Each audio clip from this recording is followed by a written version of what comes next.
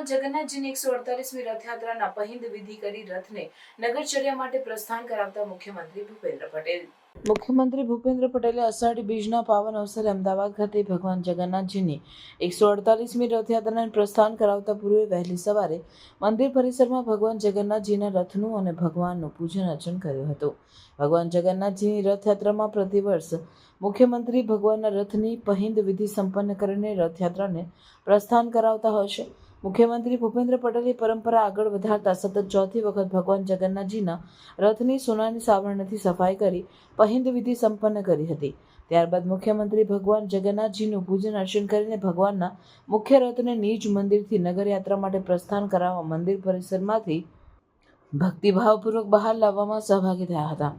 ગૃહ રાજ્યમંત્રી હર્ષ સંઘવી, સહકાર રાજ્યમંત્રી જગદીશભાઈ વિશ્વકર્મા, અમદાવાદ મ્યુનિસિપલ કોર્પોરેશનના મેયર પ્રતિભાબેન જૈન પણ આ વિધિમાં ભક્તિભાવપૂર્વક સહભાગી થયા હતા.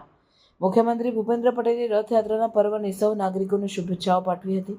તેમણે અષાઢી બીજના પાવન અવસરે ભગવાનના દર્શન, આરતી અને રથયાત્રાને પ્રસ્થાન કરાવવાનો અવસર મળવાને પોતાનું સદભાગ્ય ગણાવ્યું હતું.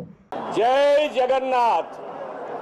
ભગવાન જગન્નાથજીની 148મી રથયાત્રાના પવિત્ર પર્વે દરેક પ્રજાજનોને ખૂબ ખૂબ શુભેચ્છાઓ પાઠવું છું. ભગવાન જગન્નાથ એ દરિદ્ર નારાયણ શ્રમિકોના આરાધ્ય દેવ પણ છે.